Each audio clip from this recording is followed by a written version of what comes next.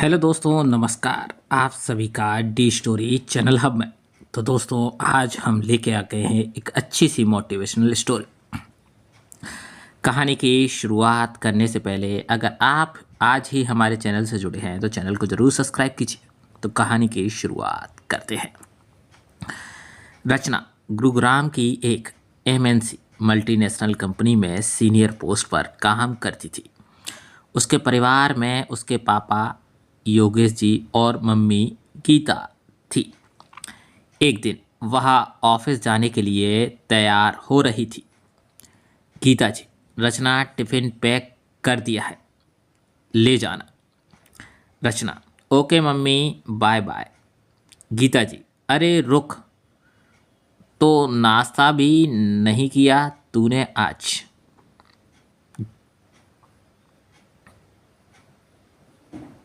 रचना, नहीं मम्मी, आज बहुत ज़रूरी मीटिंग है। रचना ऑफिस चली जाती है। इधर गीता जी काम खत्म करके अपनी एक सहेली को फ़ोन करती हैं। गीता जी, रमा, तूने एक लड़के के बारे में बताया था, बात चला ना? मुझे अब जल्द से जल्द रचना की शादी करनी है। रमा, लेकिन तू तो कह रही थी कि रचना शादी के लिए अभी तैयार नहीं है।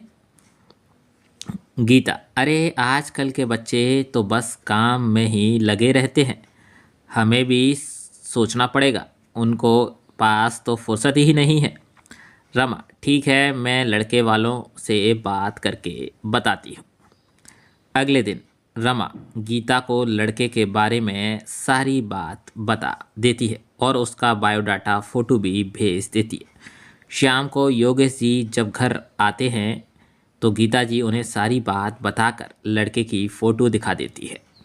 कुछ ही देर में रचना भी आ जाती है। दोनों उससे शादी की बात करते हैं। पहले तो वह मना कर देती है, लेकिन बहुत समझाने के बाद वह लड़के से मिलने को तैयार हो जाती है।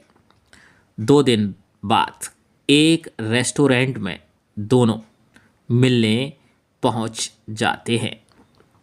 सचिन और रचना दोनों मिलते हैं और काफ़ी देर तक बात करते रहते हैं। रचना, देखो सचिन, मैं एक सीनियर पोस्ट पर हूँ। एक तो मैं अपनी जॉब नहीं छोड़ सकती, दूसरे मैं घर का काम नहीं कर पाऊँगी क्योंकि मुझे घर आकर भी ऑफिस का काम करना पड़ता है। सचिन, मैं समझता हूँ रचना, हम मेड लगा लेंगे। रही बात नौकरी की, तो मुझे और मेरे घर वालों को तुम्हारी नौकरी करने पर कोई एतराज़ नहीं है। दोनों की सहमति होने पर दोनों परिवार एक दूसरे से मिलने पहुंच जाते हैं। योगेश जी, भाई साहब, बच्चों ने तो एक दूसरे को पसंद कर ही लिया है, अब आप भी बता दीजिए। राजेश जी, भाई जब बच्चे मान गए तो भला हमें क्या ऐतराज़ है। आप अच्छा सा मुहूर्त निकलवा दीजिए, 4 महीने बाद शादी तय हो जाती है। इधर रचना की कंपनी को बड़ा प्रोजेक्ट मिलता है जिसकी जिम्मेदारी रचना को सौंप दी जाती है। एक दिन रचना ऑफिस से घर आती है। गीता जी, बेटी, अब शादी के केवल 20 दिन बचे हैं, तू अब ऑफिस से छुट्टी ले ले। रचना, माँ, मैं तो केवल शादी के 2 दिन की छुट्टी ले पाऊँगी। इस समय मेरा बहुत ज़रूरी प्रोजेक्ट चल रहा है। अगर यह काम सही से हो गया तो मेरा प्रमोशन हो जाएगा। योगेश जी, लेकिन बेटा, शादी की रस्में तो 7 दिन पहले शुरू हो जाएंगी। रचना, पापा, मैं इसीलिए शादी से इनकार कर रही थी। मेरे करियर का ये गोल्डन पीरियड चल रहा है। आप लोगों की बात मानकर मैंने शादी को हाँ कर दी, लेकिन मैं अपने करियर से ध्यान नहीं हटा सकती।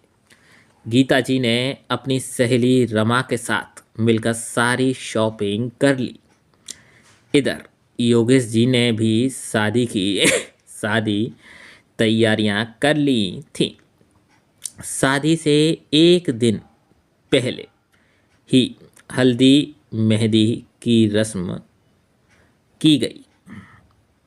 रचना, मम्मी मेरे केवल एक हाथ में ही मेहंदी लगाना मुझे फ़ोन पर भी करने हैं।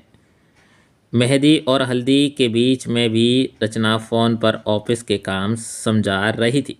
गीता, जी अरे अब बस कर, इतना क्या काम की शादी की रस्में ढंग से नहीं कर रही है। अगले दिन शादी का समय आया। बारात आ चुकी थी। रंजन और रचना दोनों जयमाला पहने स्टेज पर बैठे थे। तभी रचना की एक सहेली रचना के पास आई। रचना का मोबाइल उसके हाथ में था। रचना फ़ोन पर बात करने लगी। रचना, क्या सर्वर डाउन हो गया है? ऐसा कैसे हो सकता है? कल ही हमें टेस्ट किया था। रचना ने जल्दी से फ़ोन काटा और रंजना से बोली, रंजना मुझे जाना पड़ेगा, मेरी कंपनी में सर्वर डाउन हो गया है। रंजन, क्या कह रही हो? रचना, क्या मैं यहाँ स्टेज पर अकेला बैठा रहूँगा? कम से कम आज के दिन तो तुम्हें समय निकालना चाहिए। तभी उसकी सहेली ने रचना के कान में कुछ कहा। रचना, अच्छा रंजन, लेकिन मुझे काम तो करना पड़ेगा।